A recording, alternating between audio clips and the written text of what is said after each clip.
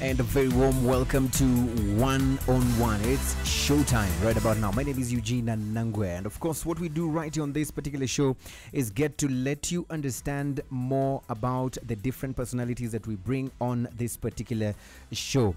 The show airs each and every day, that is Monday to Friday, and it's on at 6:30 p.m. and sometimes at 7:30 in the morning. Thank you so much for the love on Twitter. The hashtag, as usual, is 101RW. My guest in the studio is a blogger, and of course I was checking out some of his background. He's also a political analyst, and of course he's a human rights lawyer. That's what he was saying according to his background information on Twitter. He's none other than Thierry Gatete. Welcome to One on One. Thank you. Yes. How do you feel being here? First time, but I feel good. You feel good? Yes. Yes. So there's something that's brought you here today, and we're going to be talking about blogging in Rwanda. And of course, the post that you posted on your blog, Gatete Views, which you named it Whites Only Buses in Kigali. Now, this blog post or this article has elicited a lot of reactions from across the globe in terms of the tweets that we are seeing on Twitter. But we'll look at that a bit later on in the program. But let's first of all start with the culture of blogging in this particular country. You have told me that you've been blogging for the last 7 years. Yeah. But we haven't been hearing a lot about bloggers in this country. Why do you think that's the case? Well, in fact, there's some bloggers here. It's just that some of the things they blog about are not polarizing topics. They're not topics that people would like to comment a lot about. For example, I know many bloggers who blog about fashion, who blog about entrepreneurship, or who do not necessarily blog, but who would like to write and share opinions. And you can see them every morning. I see some in the New Times and so on. And yeah, so there's actually an emerging culture of writing in Rwanda, which I think is a beautiful thing. Yeah. But it isn't as vibrant as we expect to see it. But then must our topics be polarizing for us to be recognized as bloggers? Not necessarily, but that's not what you're seeking while you're blogging. While the only reason they become polarizing is because some of the issues people have very strong divided opinion about. Yes. Then they bring out the, people, everyone feels strongly about them. Yes. Otherwise, when you have a mellow topic, Yes. and you're talking about fashion design or the achievement of this person or the other, everybody agrees and we move on. There's no debate around it. And my style of blogging is more to generate debate. I would like people to speak, people to agree, people to disagree, but I don't want people to remain neutral. But when you post it out there, immediately you finish writing and then you click the post button and then you see reactions coming along. Do you sit back and, feel, yes, this is what I wanted, when people are now fighting over what you have said, those who are agreeing versus those who are disagreeing? I think that's probably the best feeling you can have. I mean, I meet a lot of people tapping me on the back and say, hey, by the way, we like what you write. That is okay. I'd rather I didn't agree with you because of this and that and the other. And this person said, I agreed with you because this touched something that I identified with. So I like people to react rather than people to, to just sit back and consume. I mean, if, what I hope I'm trying to bring to the fore is is positive change. Now, if the person who read it, if the article did help them change or change their perspective of seeing things, then I'm happy. But the only way I can see that is if they bring that out now and say, by the way, I agree with this point because of this and the other. So really, I'm more happy and more encouraged when people tell me what they feel about my articles. Looking at the growth and the recognition or the identification of bloggers, when you compare with other forms of media, because I'm sure they also form part of the media channels that people have to pass the information on, do you feel like your lot is sort of the forgotten lot and, of course, probably an endangered lot? Well, it's not forgotten. When you compare the writers who write on newspapers, the people who are on radios, those who are on TV, and then you come to look at bloggers in the country, Are you the forgotten ones? Do you think so? Well, it's not that it's a forgotten. It's a newer form of media. What you have, radio, which is something that people have been listening to for a long time, and blogging emerged as part of social media, just like Twitter or Facebook and so on. So it's still new, while people can use and it's becoming a bit more attractive now. But people, when reading takes an extra effort. Sitting back and watching TV is easy. Sitting back and listening to the radio is easy. But sometimes I write 2-3 pages articles, and people tell me, well, I read it, and then in halfway, so I thought it was too long, and then I stopped, because reading requires another. One of my articles, in fact, I blog about the culture of reading in Rwanda, and I say it's not there among our children. I hope they can read a bit more, and that's why it tends to be forgotten. It's because people don't read so much, actually. But then, what's the next step that you take then? Because if your work will just be about talking about it, what more can you do when you see the change that you so much desire is not taking effect? Well, you see, I'm a human rights lawyer. That's my training. Okay. And what I've been doing here is advocacy work. So basically, influencing laws and I've gone to court and so on. And advocacy is the next step, really. After you have an opinion, you discuss with others, you gain ideas. Next step is to go and lobby policymakers and do advocate to other decision makers and so on. But that's how you sway some sort of a decision that you feel strongly about. Now, I don't expect every blogger to be a human rights activist. Blogging is not always about activism. It can be about, to some extent, when it's really social blogging, it's not commercial or whatever, it's activism to some extent. But bloggers, I think, don't necessarily have to take the second step. I think what they do already in itself has an end. Okay. So your work is just to put it on the table for the other people to react on it. Now, maybe before you even answer that, when I asked about the forgotten lot, is when we even have awards, national awards on media excellence, we tend not to see bloggers involved in the list of the categories to be awarded. This is why I'm asking you, do you feel you are the forgotten lot? It's not really, it's the probably, let's call it the least popular lot, and the least consumed in as far as Rwanda is concerned, though, because in some countries bloggers are strong opinion leaders, and because there they have a culture of blogging, and I'm hoping in Rwanda it will be the same. And I'm meeting people on a daily basis who are telling me, by the way, tell me how people blog. Can I also blog, and so on. And the articles that I started with were much less engaging. I started by having fun, and then eventually became some engaging thing that I do on a daily basis. Yes.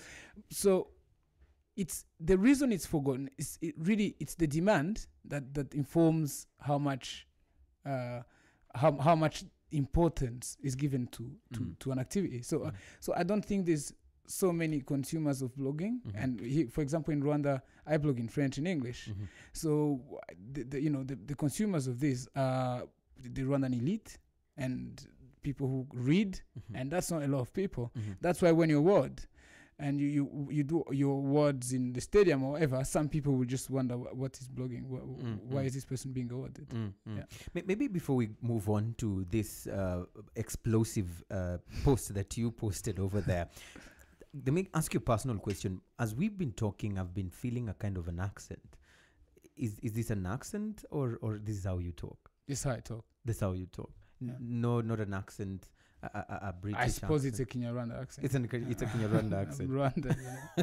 All right, just wanted to make that clear. Now let's talk about this particular blog, Whites Only Buses in Kigali. You've told me earlier on that this is the only blog post that has elicited a lot of reactions from your history or your background of blogging since you started 7 years ago. Could you tell us about more about this particular post? This particular post, so let's start with the title. Yes. Whites Only Buses. Yes. And now I lived in South Africa for a while. Yes. And I've seen buses. Buses are, they just remind a lot of things to me that are not necessarily good, in fact. Even today, you'll see lots of people coming to work in town, but they cannot live in town. Mm-hmm. There are buses that are allocated, usually city council buses, that collect them in the evening and take them back. Mm-hmm. And then early in the morning, maybe 4 o'clock, 5 o'clock, Mm-hmm. these same buses collect them to come and work in the city. So Mhm. they're responsible for the cleanliness, for the... Maybe let's go directly to the point because we don't have much time. Yeah. Why are you so pissed off at the Dinner and Blanc organizers? Because they took the dinner en blanc, which is a very elitist thing, in Batsinda. Mhm. As simple as that. So that's your biggest problem I with them. just thought the dinner en blanc in itself, I don't care. It's probably good I was there. People seem to have fun. That's fine. Mhm. But I was at the dinner en blanc and Okay. I saw children Mhm. peeping from the fences. Some others being guarded by policemen because they so that they can go through Mhm. to mingle with the people. Mhm. And I thought this was a bad thing. Where did you want them to take it? They have clubs. I mean, it's Dinner en Blanc itself is some sort of an exclusive club where you get in only after you've met some standards, including how you pay some amount of money, Mhm. wearing some outfit. Mhm. It's a very exclusive club. Mhm. They have so many clubs. You have Cercle Sportif Club, Golf Club, whatever But hotels. what clubs. if the organizers wanted to give it an out of the city kind of feel? Yes, but I Mhm. know Mhm. that's what rich people do. They go on safaris. Mhm. They go on touristic events. Mhm. Except in safaris, Mhm. you actually go to animals. Mhm. That's the place you go. So are you trying to say they took the people there and the animals this time were the villagers? No, rich people can also do ecotourism. Okay. That means you go to some place where you have farmers, then you interact with them, you buy some of their produce, you eat with them, you taste their things. So you think this was not done? So this was actually a safari, Mhm. not in the park. Mhm. It was not ecotourism because they didn't interact with anybody there. So you saw this and this I never happened? was there. Uh-huh. Okay, I didn't see us, the people in the Dinner en Blanc, speaking to the people of the place. They were just mesmerized. So you want, for those who didn't go there and for those who probably don't even know what Dinner and Blanc is, probably paint a picture to us. Are you trying to tell us that they went there with their food, put it down and ate and packed the dishes and left and didn't even care about those who were looking around? I don't even know if they cleaned up after, because that I would like to know now. If you can. No, you were part of them. So Yeah. you didn't clean up. Yeah, no, I don't think we cleaned up after, but that's not the point here. The point here is Dinner en Blanc in itself is probably, I read an article this morning in the New Times that talked about how much important it is to the economy. Yes. And they're probably right. Yes. Now, that's not really what I'm looking at. Mm. I'm looking at, it's not important only the people in the Dinner en Blanc event. Mhm. It's important where the Dinner en Blanc is placed. And it's probably as important or more important, the people who live there. Mhm. Those people need probably more respect. Mhm. Maybe they can complain about the noise of the music. Maybe Mhm. they can complain about the place that's dirty. Maybe. But the fact that Rwandans go to an area where there's a rather humble area Mhm. and pop their champagne Mhm. and eat and drink and show off in the extravagant outfits. So Dinner en Blanc you feel was just a show off? It was a show off. It always is a show off. It's like the communauté des sapeurs in other countries where they dress up and show off. But that's fine. They show off in fashion shows and things like that. They don't show off in rural areas, in villages. It's just off. It's odd. But then someone will tell you that, you know what, I have a party, I've invested in my party, I've also invested a bit in the Rwandan economy or the economy of this particular area, and so I need returns and I have a guest list. So when you have people who are not in the guest list, even yourself, if you had a wedding at home, probably you'll have a guest list. And there are people who will not be invited or be allowed to get to certain areas. Yes. So if I would reason in their mind, if probably this was the case, what was wrong with that? No, there's nothing wrong with that. There's nothing wrong with rich people eating their money. There's never been anything wrong with that.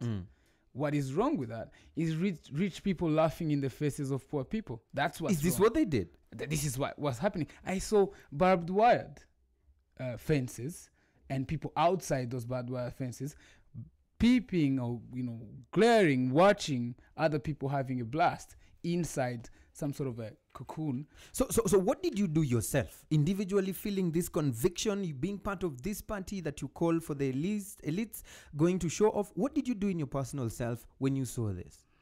I was really just thinking I was on the wrong side of the fence. So did you cross to the right side of the fence? I couldn't cross to the other side.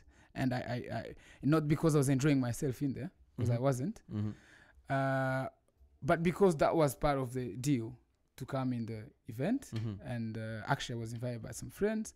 And the fact that I actually just sat there and just observe. I at some point I just got curious and started observing the people I was with. It became an experiment to me. Couldn't you have probably taken your food and said, okay, fine, if it's about food, if it's about talking to them, why didn't you do it yourself then? But you think you'd have made any change? I thought maybe you'd have done it, who knows? Yeah, well, I'm not, having said this, I'm not self-righteous. Okay. I didn't want to make a gesture of picking my plate and going and giving it to a kid. It starts with you and me. And yes, it starts with you and me. And that's why I wrote the article, because the article touched everybody in the place. There was probably 600 people. And me moving with my plate, people wouldn't even have noticed. Some people clearly didn't even notice the kids on the outside of the fence. But there are those who feel it's unfair to even use tough, heavy words like racism and including things like the apartheid in this whole discussion. Yes, it's true. Well, I actually made an image of buses, of whites-only buses. There is a history to whites-only buses. I won't go there. Yeah. But I didn't say that Dina and Blanc. I thought Dina and Blanc was elitist. I think that's where I'm going to stop in terms of giving it names. And I didn't say it was racist, or I didn't say Dina and Blanc people there have something to do with the genocide, even though that's the... All this kind of discussion and debate that is going around concerning this particular issue. So what next? If you were to be put on the organizing team of this particular event, what would you do then? Because there are those who feel you're just a hater, you're just, insecure within yourself when you said that you felt out of place, that this is not the place you are in. What would you do differently? Yeah, but earlier you asked me what white blogging is, a forgotten whatever activity. Yes, activism is people who are just happy doing their thing and not caring about the outside or anybody else. They don't like to be reminded. By the way, there's also, the center of the universe. There's more that's happening. And so, yes, of course, I've heard these comments, but those are not the comments that I learned anything from. Those one I've heard even, it doesn't matter. So you don't care about that? I'd rather the comments that said you went over the top because you made the comparison with the genocide. You made the comparison. That's more interesting. I was like, okay. Some told me it was not necessary to add that. The article made sense, but that just was shocking and so on. Those are some of the comments I take home. But comments about, you're just a hater. Well, okay, fine, I'm a hater. But am I making a point or not? Because that's what we're talking about here, isn't it? Yeah. All right. So basically, looking at some of the other articles that you've been talking about, plus of course this one that you talked about, especially the Dina and Blanc event. So if you could probably let us understand even better the issue of the Batsinda people who are just peeping through the barbed wires and fences. Do you think this was the intention in terms of the organizers? Do you think this was what they intended to do? Well, the article is some sort of a satire, right? It's I'm just trying to make people read and get the point without necessarily having to stop reading. So it's satirical maybe to some extent, but the people of the Dina and Blanc are not ill-intentioned. I'm scared that they didn't even give it a thought. They never even thought about it. And that's where I get worried. Because the people who are there, those are the future leaders of this country. Everybody, I know them, okay? And these are the people that we count on to, when they are in positions of power, to always think about the people of Batsinda and people of these other places. And so it's very important that they understand that those are the majority of the people, not in Rwanda, in the world, okay? That the majority of the people actually are poor. And so everything you do, it's never really about you, about yourself, and so on. And I don't consider myself one of the poor persons necessarily, which is why I probably made it to the Dina and Blanc list.